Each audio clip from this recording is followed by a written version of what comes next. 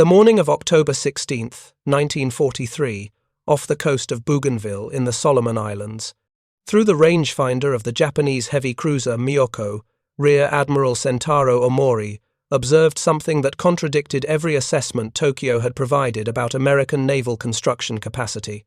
7 destroyers moved in perfect formation, their hulls gleaming with fresh paint, their silhouettes identical to one another in every detail. These were Fletcher-class destroyers, and intelligence reports had assured the combined fleet that America possessed perhaps 12 of these vessels. Omori was looking at 7 in a single task force.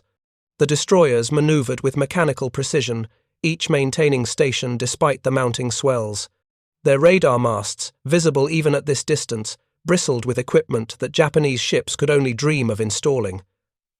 Where were these ships 3 months ago? Where would 7 more appear next month? If you're enjoying this, deep dive into the story, hit the subscribe button, and let us know in the comments from where in the world you are watching from today, December 7th, 1941. When Japanese carrier aircraft struck Pearl Harbor, the Imperial Japanese Navy possessed what many considered the finest destroyer force in the world. The Fubuki-class, Kagero-class, and Yugumo-class destroyers represented the cutting edge of naval design. Fast, heavily armed with the devastating Type 93 long-lance torpedo, and crewed by sailors trained to fanatical standards, these ships had been designed for the decisive fleet engagement that Japanese naval doctrine demanded. Japanese naval intelligence had spent years studying American shipbuilding capacity. Their reports, compiled by naval attaches in Washington and observers at international naval reviews, painted a picture of an industry capable but slow. The United States Navy operated approximately 100 destroyers in December 1941. A respectable force, but one built over 2 decades. American yards, the reports indicated, could produce perhaps 2 destroyers monthly under wartime conditions. This seemed generous, given that constructing a destroyer required specialized facilities, skilled workers, and 8 to 12 months of careful assembly. These assessments formed the foundation of Admiral Isoroku Yamamoto's strategy for the Pacific War. If Japan could destroy American naval power in a series of decisive engagements during the first 6 months of war, the subsequent attrition rate would favor the Imperial Navy. American industrial capacity, while vast, would require years to rebuild what was destroyed at Pearl Harbor. The mathematics seemed sound. Even if America built destroyers at twice the peacetime rate, Japan's existing fleet superiority, combined with superior training and tactics, would maintain naval dominance long enough to force a negotiated peace. The reports from Washington had been detailed and seemingly authoritative. The Bath Iron Works in Maine, America's premier destroyer yard, required 14 months to complete a vessel. The Federal Shipbuilding and Dry Dock Company in Kearney, New Jersey, worked at similar pace. The Bethlehem Steel Yards, while efficient, were not substantially faster. Naval attaché reports noted that American destroyers were built with peacetime standards of quality. Every weld was X-rayed, every system tested multiple times, every component inspected with bureaucratic thoroughness that Japanese observers found almost comical. At the Naval General Staff headquarters in Tokyo, these reports shaped strategic planning. Captain Kameto Kuroshima, Yamamoto's senior operations officer, had calculated destroyer attrition rates with the same methodical precision that characterized all Japanese naval planning.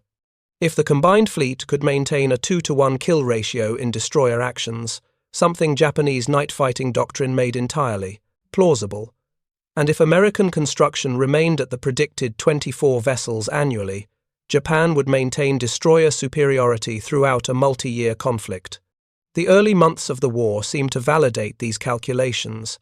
At the Battle of the Java Sea in February 1942, Japanese destroyers performed brilliantly, their long-lance torpedoes devastating Allied forces.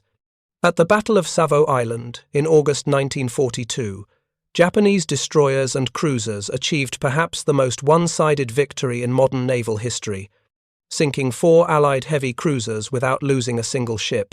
Japanese destroyer crews were not just well-trained, they were artists of naval warfare, capable of coordinated attacks in complete darkness, launching torpedoes with deadly accuracy, and executing complex maneuvers that American crews struggled to counter.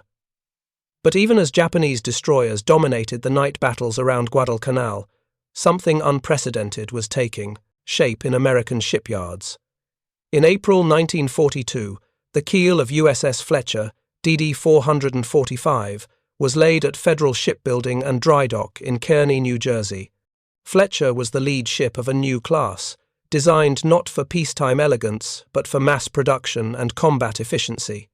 The Fletcher-class represented a radical departure from previous American destroyer design philosophy. Where earlier classes, like the Benson and Gleaves, had been designed as individual ships with variations between vessels, the Fletcher-class was conceived as a standardized design that could be built simultaneously at multiple yards with identical results. The ships displaced 2,100 tons, mounted 5 5-inch 38 caliber guns in enclosed turrets, carried 10 21-inch torpedo tubes, and could make 37 knots. More importantly, they were designed to be built quickly. Nicholas Driscoll, the naval architect who led the Fletcher-class design team, had studied the problem of destroyer construction with an engineer's eye for efficiency. Traditional destroyer construction required building from the keel up in sequential stages. Driscoll proposed something different: modular construction, where major assemblies could be built simultaneously in different parts of the yard, then brought together for final assembly. The engine rooms could be built as complete units in one area, while the bow and stern took shape elsewhere. Weapons systems could be pre-assembled and tested before installation. This method, similar to what Henry Kaiser was pioneering with Liberty ships, promised unprecedented construction speed. The transformation began in mid-1942 at multiple yards simultaneously: Bath Iron Works in Maine, Federal Shipbuilding in New Jersey, Bethlehem Steel in San Francisco, Consolidated Steel in Orange, Texas, Seattle-Tacoma Shipbuilding, Gulf Shipbuilding in Alabama, Boston Navy Yard, Charleston Navy Yard, Norfolk Navy Yard, and Puget Sound Navy Yard. 10 different facilities spread across both coasts and the Gulf, all building identical destroyers using identical plans. The workforce that built these destroyers defied every Japanese assumption about American industrial weakness. The shipyard employment, that had stood at 50,000 in 1939, had exploded to over 700,000 by late 1942. These weren't traditional shipyard workers with decades of experience. They were farmers from the Midwest, clerks from cities, women who had never held a welding torch, African Americans barred from skilled trades before the war, all trained in weeks to perform specific tasks with precision. Spring 1943 brought the first indication that Japanese intelligence estimates were catastrophically wrong. The Naval General Staff in Tokyo received reports from submarines operating near American ports describing an impossible situation. I-17, prowling off San Francisco in March, transmitted observations that seemed to describe industrial fantasy. Multiple destroyers, visible in various stages of construction, all bearing identical hull configurations. Estimate 6 to 8 vessels under construction simultaneously at a single yard. The report was annotated with skeptical notes by intelligence officers. Verify through additional sources. Submarine observations from periscope depth at distance are notoriously unreliable, but additional sources were confirming similar observations. Japanese naval attaches in neutral countries, particularly those in Argentina and Chile who maintained contact with shipping companies, reported American merchant captains describing East Coast ports crowded with newly commissioned destroyers. A particularly disturbing report came through diplomatic channels from the Japanese embassy in Lisbon. A Portuguese merchant captain, whose ship had called at Norfolk in February 1943, reported personally observing 11 destroyers of identical design moored together, all showing signs of recent construction. His report described hull numbers in close sequence, fresh paint, and crews clearly conducting shakedown training. When this report reached Tokyo in April, it was filed with a dismissive note from the Naval Intelligence Section. Exaggeration, typical of neutral observers seeking to curry favor with both sides. American destroyer construction capacity well established at 2 vessels monthly maximum. The institutional blindness was rooted in Japanese naval experience. The Imperial Navy had achieved miracles of efficiency within resource constraints. Japanese yards had perfected destroyer construction, completing vessels in 10 to 12 months with workforces that numbered in the hundreds rather than thousands. But this efficiency was built on pre-war assumptions about skilled labor, sequential construction, and quality standards that Americans were systematically abandoning. Japanese naval doctrine had prepared for fighting the American Navy of 1941, not the industrial colossus emerging in 1943. The concept that destroyers could be mass-produced like automobiles, with workers trained in weeks rather than years, using welding techniques that sacrificed elegance for speed, violated every principle of Japanese naval architecture. A destroyer was a warship, a sophisticated weapons platform, requiring craftsmanship and attention to detail. The idea that such vessels could roll off production lines every few weeks was literally inconceivable to officers trained in the traditional naval construction methods. USS Fletcher herself was commissioned on June 30, 1942, just 75 days after her keel was laid. This represented remarkable speed, but it was only the beginning. By September 1942, construction time had dropped to 60 days.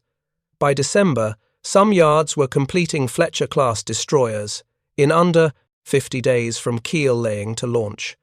The acceleration continued throughout 1943. Federal shipbuilding in Kearney, which had taken 14 months to build pre-war destroyers, was completing Fletcher-class vessels in 45 days. Bath Iron Works, always among the most efficient yards, achieved construction times approaching 40 days. The secret lay not just in modular construction but in the systematic application of mass production principles to naval architecture. July 1943 marked a turning point that Japanese intelligence failed to recognize. USS Nicholas, DD 449, commissioned just 7 months after Fletcher, was the 10th Fletcher-class destroyer to enter service. By the end of July, 17 Fletcher-class destroyers were in commission. By the end of August, 24. The progression was exponential, each completion teaching lessons that accelerated the next. Commander Tamechi Hara, one of Japan's most skilled destroyer captains, commanding the destroyer Shigure, encountered this new reality during the Battle of Vella Gulf on August 6, 1943.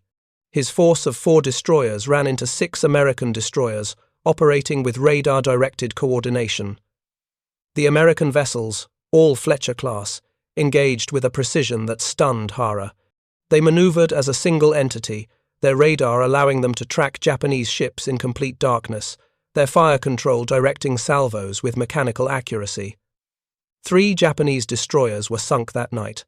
Shigure escaped only through Hara's exceptional skill and considerable luck.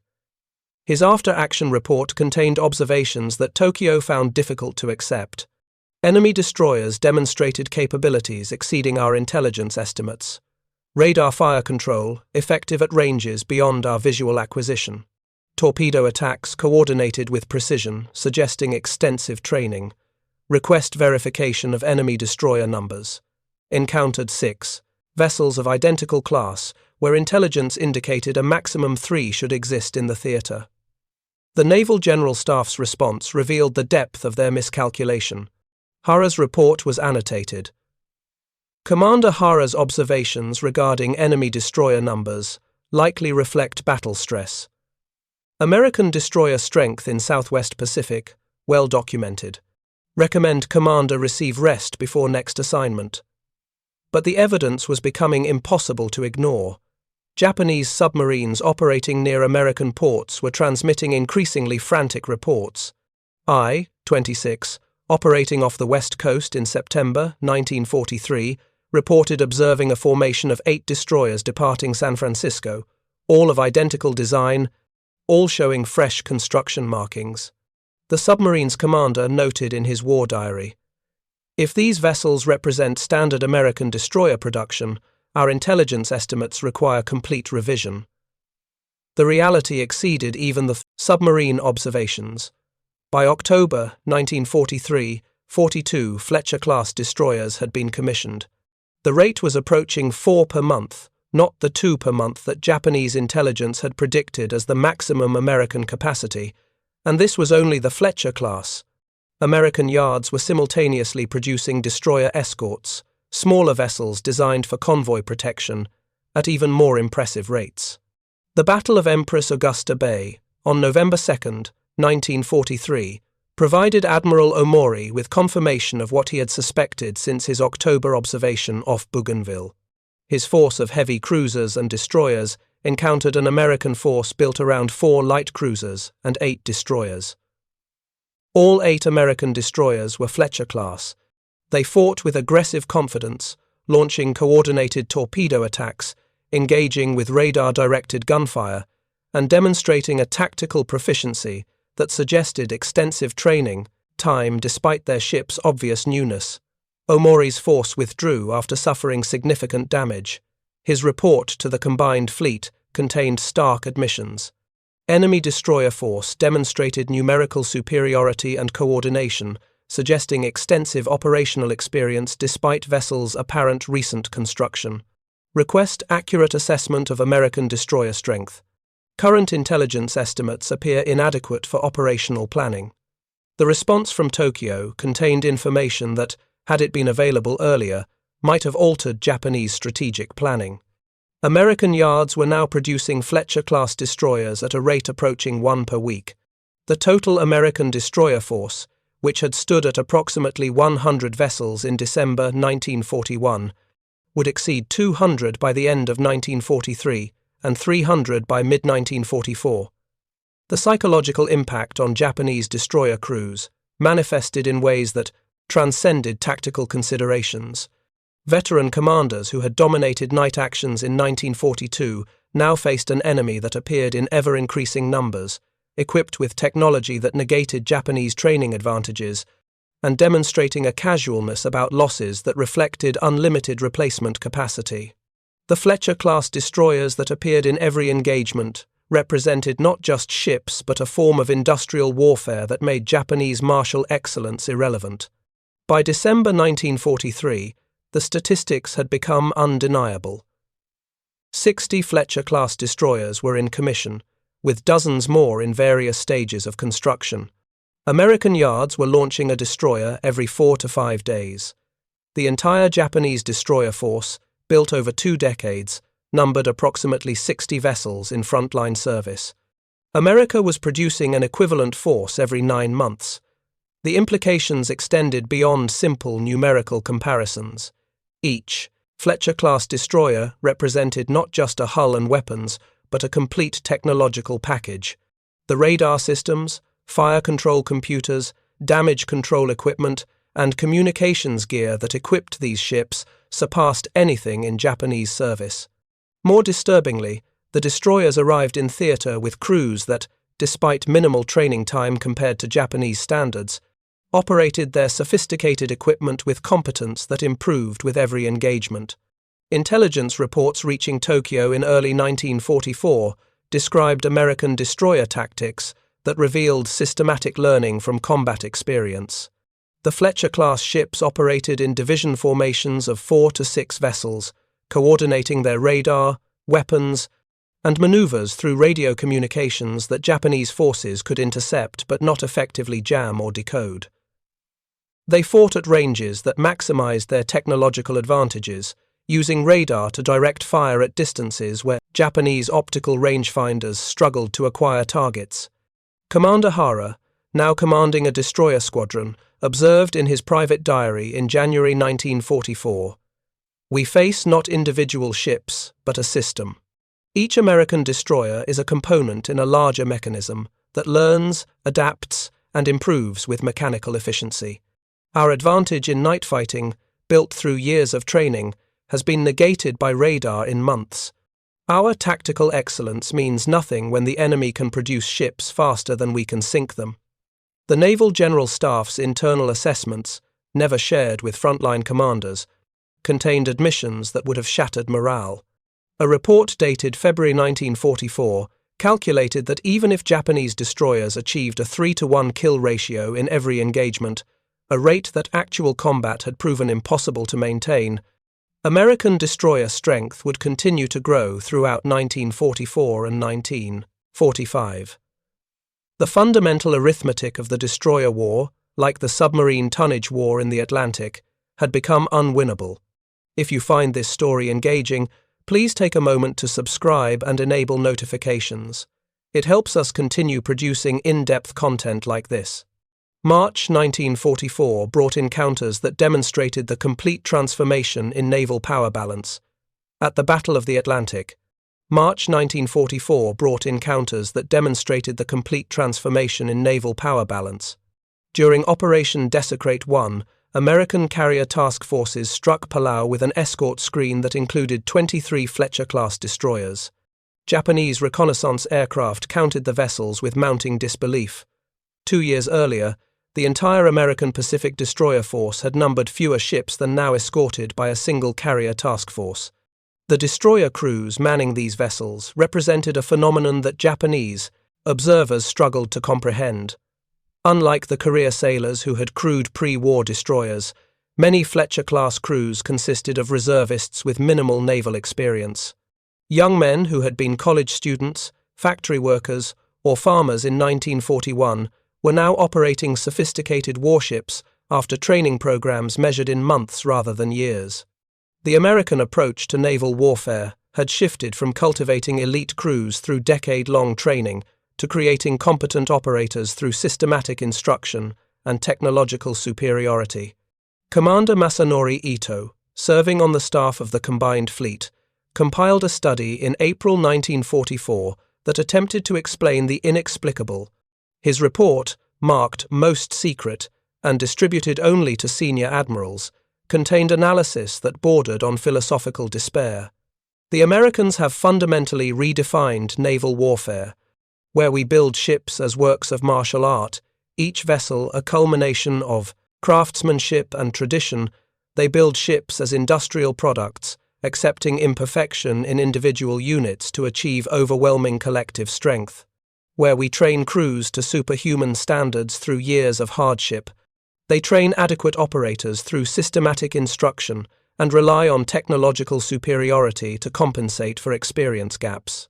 Ito's report included production statistics that the Naval General Staff had finally accepted as accurate.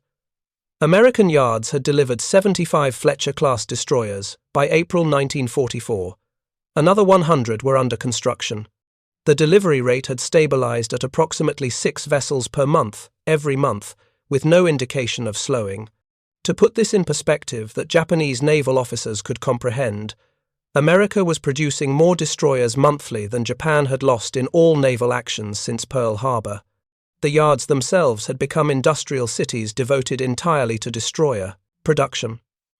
Bath Iron Works in Maine, which had employed 1,500 workers in 1939, now employed over 12,000, operating in 3 shifts around the clock. The yard had expanded from occupying 60 acres to covering 200 acres. Where once a single destroyer sat on the ways for over a year, now 6 occupied separate building positions simultaneously, each progressing through construction in coordinated stages that resembled automobile assembly more than traditional shipbuilding. Federal Shipbuilding, in Kearney, New Jersey, had achieved even more dramatic expansion. The yard's workforce had grown from 3,000 to 21,000. Production had been reorganized into specialized teams, each responsible for specific sections of the ship. One team built bow sections, another stern assemblies, a third focused exclusively on engine room installation. The sections came together on the ways in a carefully choreographed sequence that minimized construction time while maintaining structural integrity. Japanese intelligence officers who obtained American shipyard publications through neutral sources discovered information that seemed to mock their situation. Worker newsletters from Bath Iron Works discussed production bonuses for early completion. Yard newspapers featured photographs of women welders, their faces covered with protective masks, joining hull plates with techniques that would have horrified traditional Japanese shipwrights. Articles celebrated the millionth man-hour worked without a lost-time accident, the 10,000th weld X-rayed and approved, the 100th destroyer launched from the yard. The workforce demographics revealed a social transformation that Japanese ideology found incomprehensible. Women comprised nearly 30% of shipyard workers by mid-1944. Wendy the welder had joined Rosie the riveter as a propaganda icon, representing thousands of women who had moved from domestic roles to industrial production. African American workers, systematically excluded from skilled trades in the pre-war years, now operated complex machinery and supervised integrated work crews. The racial hierarchy that Japanese ideology considered natural and immutable had dissolved in American shipyards under the pressure of wartime necessity. Reports reaching Tokyo described working conditions that seemed fantastical to Japanese officers accustomed to austerity. Shipyard cafeterias served fresh meat daily, vegetables, milk, and desserts. Workers earned wages that exceeded Japanese naval officers' pay. A skilled welder at Bath Iron Works earned approximately $60 per week, more than a Japanese destroyer captain's monthly salary.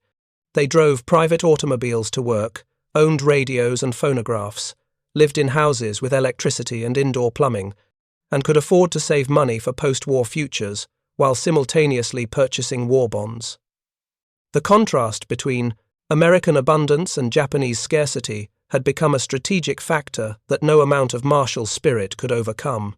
While American shipyard workers enjoyed unprecedented prosperity, Japanese naval yards struggled with material shortages that limited construction even when labor and facilities existed. Steel allocations declined as the war progressed.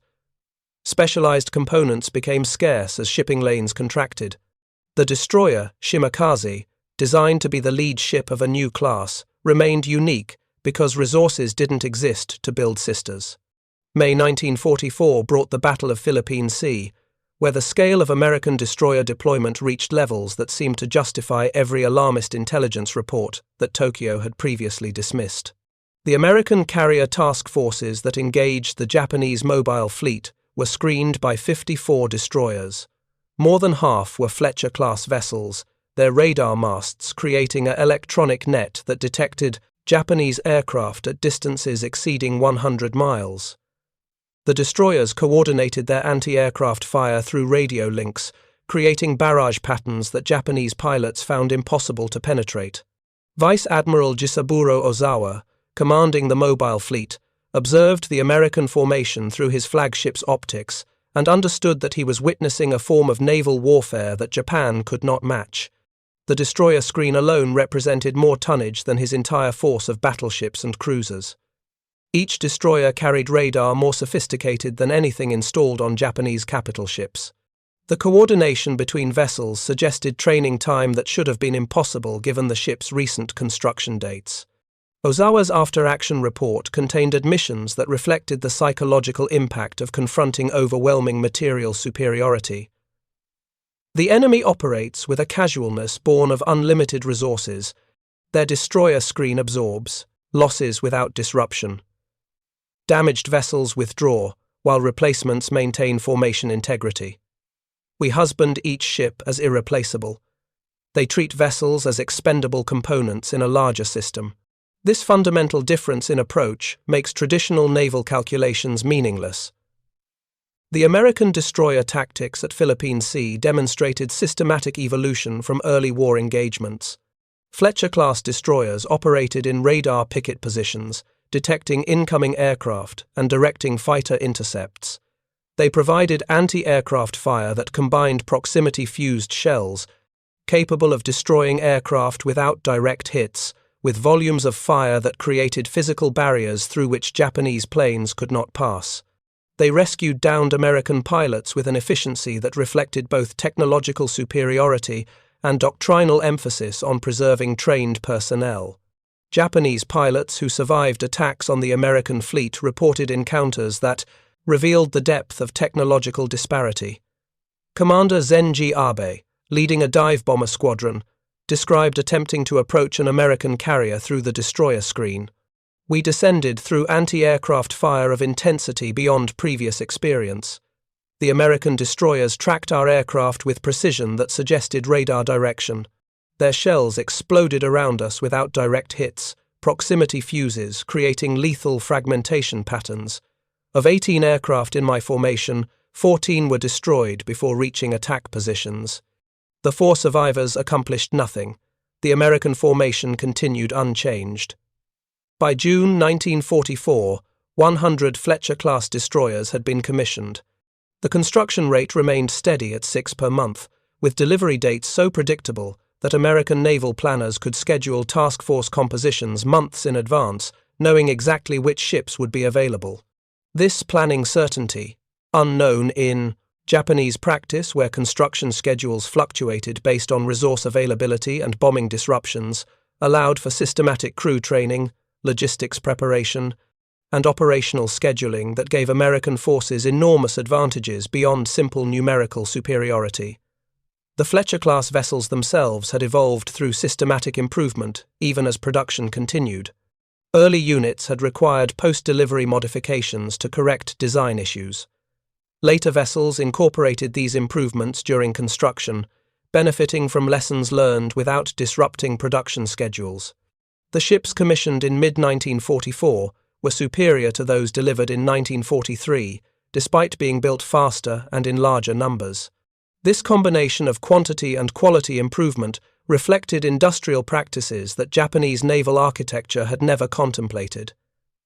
Intelligence reports from mid-1944 described American destroyer operations that revealed doctrinal shifts enabled by unlimited replacement capacity. Destroyers were being used for shore bombardment, a role that risked damage from coastal batteries and which Japanese doctrine would never assign to such valuable assets. They conducted anti-submarine sweeps with aggressive tactics that accepted higher risk because damaged vessels could be quickly replaced. They operated independently on missions that Japanese destroyers, irreplaceable and therefore precious, would never be assigned. Commander Hara, observing these tactics during engagements off the Philippines, noted in his diary, "The Americans fight without fear of loss because loss means nothing to them. A damaged destroyer returns to port for repair or is simply abandoned if repair seems inconvenient. Another appears within weeks. We repair every vessel, regardless of damage severity, because construction of a replacement requires months we do not have. This fundamental difference shapes every tactical decision." The Battle of Leyte Gulf in October 1944 demonstrated the culmination of American destroyer numerical superiority.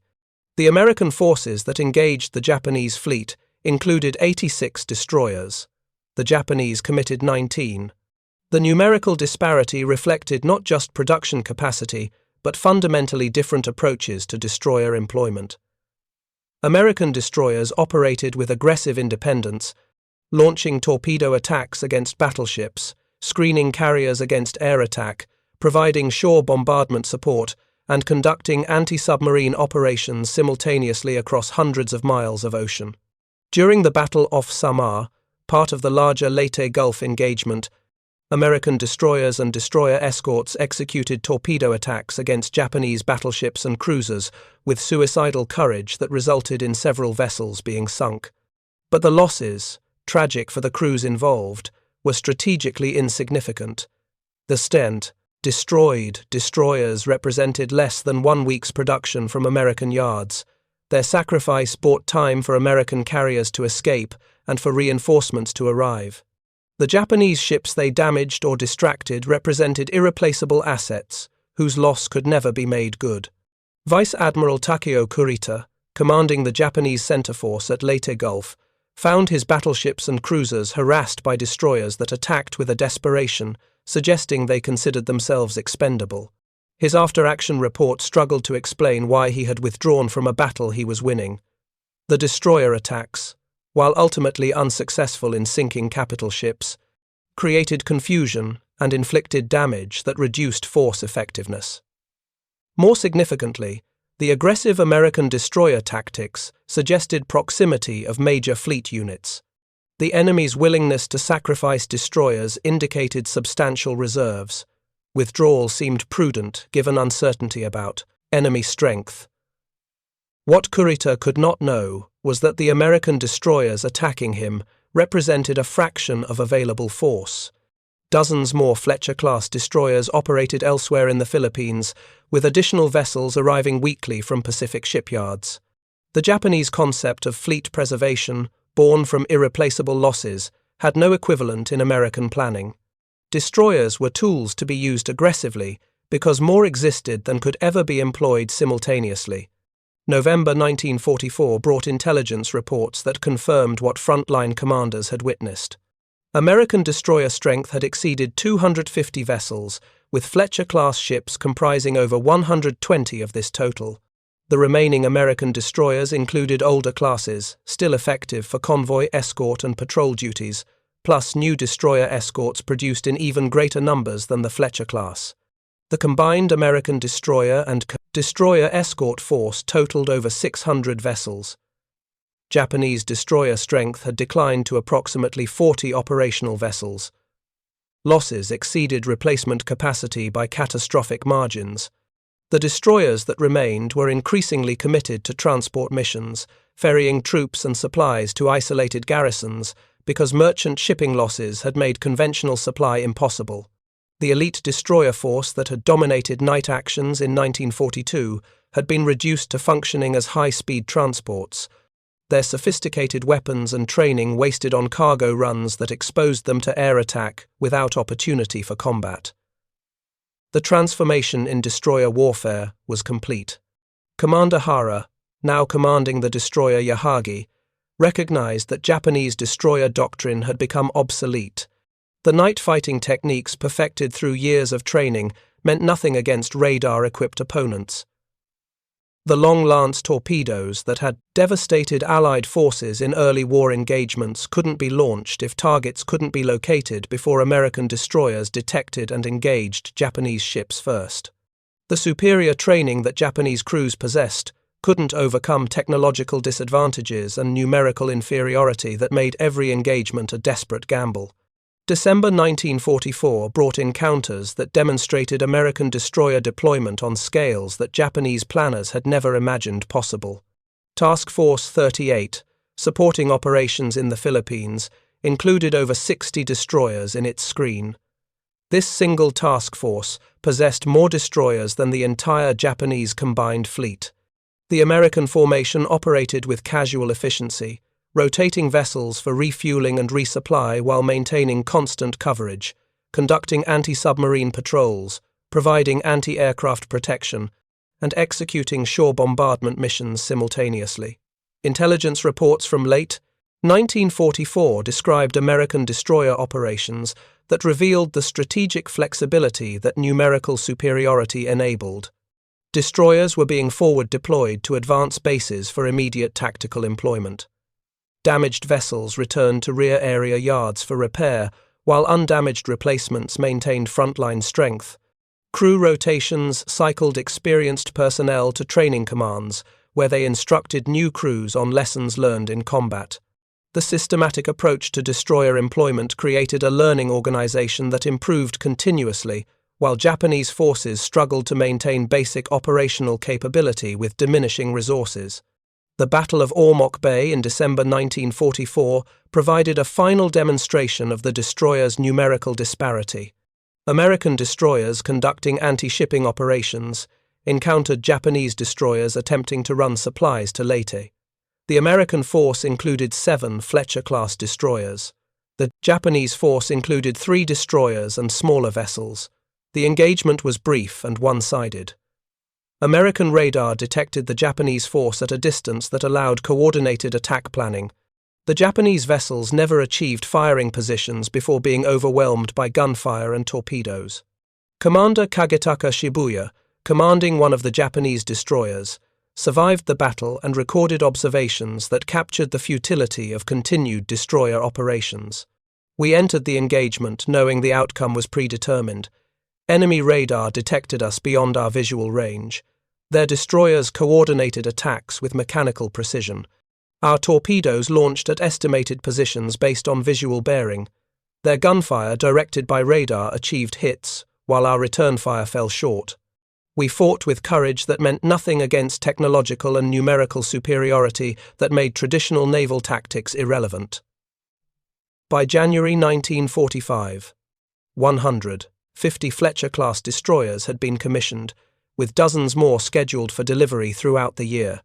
The American Pacific Fleet operated with destroyer strength that exceeded the combined surface forces of all other navies worldwide. The implications transcended naval warfare. The destroyers represented a fraction of American industrial mobilization.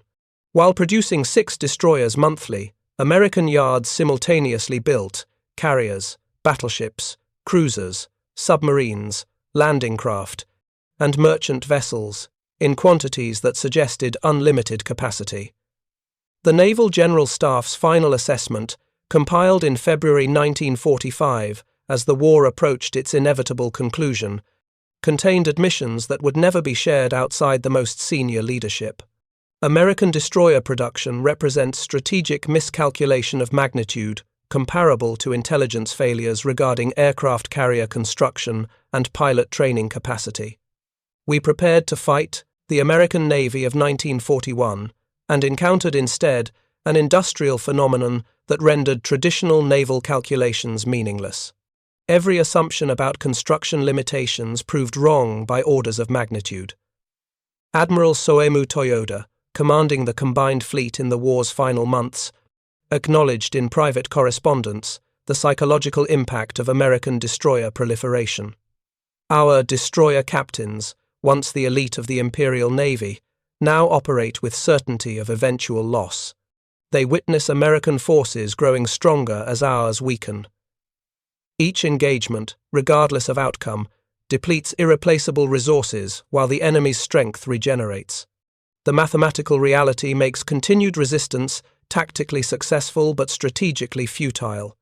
The final months of the war saw Japanese destroyers committed to missions that reflected desperation rather than sound naval practice.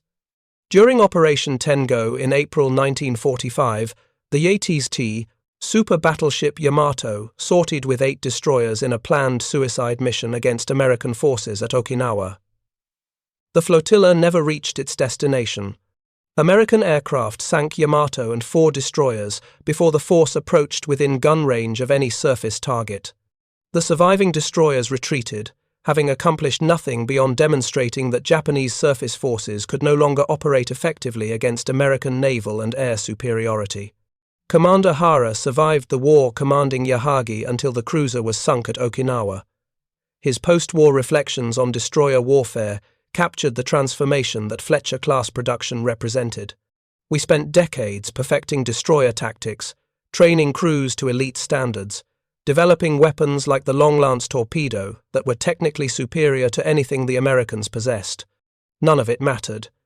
The Americans built destroyers faster than we could sink them, equipped them with radar that negated our training advantages, and operated them with a casualness that reflected unlimited replacement capacity. We were fighting the last war while they were inventing industrial naval warfare. The Emergency Destroyer Building Program produced 175 Fletcher-class destroyers by war's end, with dozens more completed after surrender. The vessels served in virtually every naval engagement from 1943 onward, participating in every major amphibious operation, screening every carrier task force, conducting shore bombardments, and performing anti-submarine and anti-aircraft duties that traditional destroyer doctrine had never contemplated. Their service record vindicated the mass production approach that Japanese naval architecture had considered impossible. But the numbers tell only part of the story. The psychological impact of Fletcher-class proliferation transcended military defeat. Japanese naval officers had witnessed a form of warfare that made their martial tradition obsolete. Individual excellence, tactical brilliance, and weapons superiority meant nothing against an enemy who could simply outproduce any conceivable losses. The destroyer that took months to build and years to properly crew could be negated by ships built in weeks by workers trained in months. The haunting image for Japanese destroyer veterans wasn't the depth charges or aircraft that destroyed their ships, but those endless formations of identical Fletcher-class destroyers. Each vessel bore the same silhouette, carried the same weapons, operated the same radar, and fought with the same systematic efficiency. They represented American industrial pragmatism, triumphing over Japanese naval tradition. They weren't beautiful ships like the destroyers Japan had crafted with such care, nor were they impressive individual units superior to their counterparts. They were simply effective, produced in quantities that made their individual destruction strategically irrelevant. The Fletcher-class destroyers that Japanese admirals watched appear every 4 weeks taught a lesson more profound than any tactical defeat. In modern industrial warfare, production capacity had become the decisive weapon, more powerful than any torpedo, gun, or radar system. The nation that could produce the most would prevail, regardless of tactical excellence or operational brilliance. The destroyers that appeared with mechanical regularity represented not just ships, but the future of warfare itself, industrial, systematic, and overwhelming. Japanese destroyer crews had brought excellence to an industrial fight and lost before understanding what kind of war they were fighting. The naval battles in the Pacific, supposed to be won through tactical superiority and martial spirit, had been decided in American shipyards, where ordinary workers accomplished the extraordinary through the systematic application of mass production to naval warfare. The Fletcher-class destroyers, appearing every 4 weeks with predictable regularity, didn't just win battles. They demonstrated that modern war had become an industrial enterprise where production capacity determined outcomes more surely than courage, training, or tactical brilliance ever could. Thank you for watching. For more detailed historical breakdowns, check out the other videos on your screen now, and don't forget to subscribe.